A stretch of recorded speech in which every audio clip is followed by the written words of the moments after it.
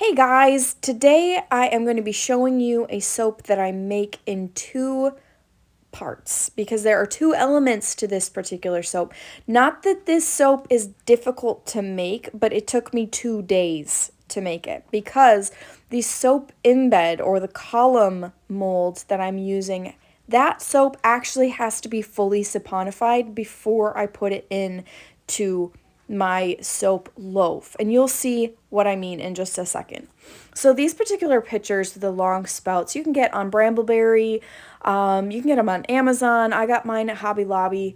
They're really nice when you're trying to have really super precise pour. Like this column mold, I want to be able to pour right directly in there. See that little hole? Yeah. You want something that fits right in there that you can pour into. You're not making a huge mess. These pictures are delightful when you want to make super precise pours. This column mold I got on Amazon. They're not super expensive and they're really easy to use. They're just two silicone pieces that snap together. You need to make sure the snaps are secure or else you're going to have soap pouring out. Now I'm making the actual base. That column mold fully went through saponification. It's fully soap. It's not oils and lye. It is not toxic to the skin.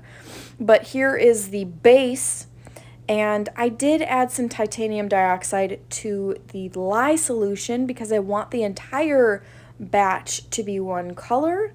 And I wasn't trying to have like a variant of colors, it's just all one. And then also to the fragrance oil, I added my mica, which was yellow.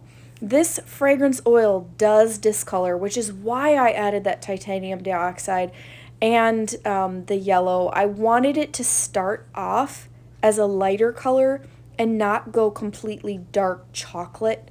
And it will get much darker than this, which I'm okay with because this design really is a rustic type design. This theme, this collection theme is pirate theme. So I'm like, it's not supposed to be pristine. It's supposed to be, kind of old and discolored, maybe like an old map that's been used and held a lot, or maybe the edges are singed from fire, or, something like that. That's kind of the look that I'm going for. So I'm starting off more pristine, realizing that it will discolor. And here I am. I did this in two batches, the bottom layer, because I needed that to be set up in order to put this column mold in there. I wanted it to be suspended, and if the soap was not at a thicker trace, it would not have suspended. This cane would have just fallen, sunk right to the bottom of that mold, and I didn't want that. So I needed to kind of be strategic about how I did this. Needed to cut a little bit off. I used 5 ounces of soap for this black part, if you're wondering kind of how much. Also, this around that black column mold, this is a part that's tricky as a new soap maker. I did not realize this, but when you're working with a soap cane like this, the air bubbles, the potential for air bubbles is real. You need to fill in all these little cracks and crevices that you don't even know are there. But you want to get a really nice fluid layer surrounding that column. And then, to cover it, who cares how thick it is, but to surround it, you want to make sure that each and every little cranny is full so you don't have a little hole surrounding your embed. Because not that it detracts any, you just know it's there. You know it's there. And it's frustrating. So especially if you're working with a detailed column mold, like a leaf, I've done that before and had issues with little air holes, air pockets around the leaf because it's so detailed. And it's hard to get it fully surrounded with liquid batter. So I wasn't really sure how I was going to texture this top. I just knew I wanted it textured. I didn't really want a flat layer. I didn't really want like piping or anything super fancy. And my daughter, it's so funny. She's like, "Mom, you really need to sprinkle the top with red." Like, I'm not going to say what the red is. You're not going to say what the red is. Nobody's going to actually say it with words, but we know. We all know. So just do it. I'm like, okay, all right, we'll do it. So the top I am going to sprinkle with just a little bit of red mica. And I have a little tea strainer that I use. This is just for mica. All of these dishes, all of this soap stuff that I use, I only use it for soap. I don't use it for cooking. I don't use it with our food. It is just soap.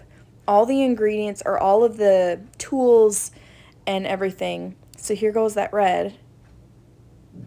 This just makes the perfect little mesh thing, and it's the actual ball, so like there's not mica floating out the top, because you can have just a little strainer and that will work, but it tends to be a little bit more messy.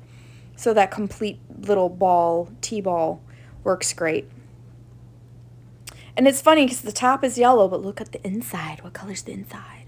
Ta-da! It's like white, which is kind of took me aback a little bit because the fragrance discolors to brown, and I don't know why that yellow faded so much, but it's all right. I'm good with it. I don't even know if I said the fragrance oil. It's Sea Salt and Orchid by Midwest Fragrance Company. It's amazing. It's amazing.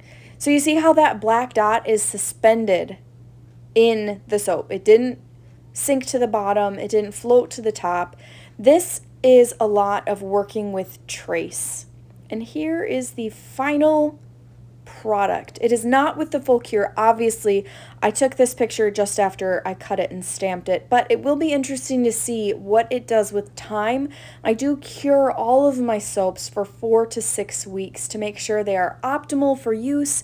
I love that little red fleck on the top. I think it's great. I think it's a nice little detail. So my daughter was spot on in that call. That was just great. Thanks so much, guys, for taking time out of your day to watch my video and follow along on my journey. My name is Martha. I am the owner and operator of Blue Haven Soapery, and if you're interested in finding my products, they are on Etsy at bluehavensoapery.etsy.com.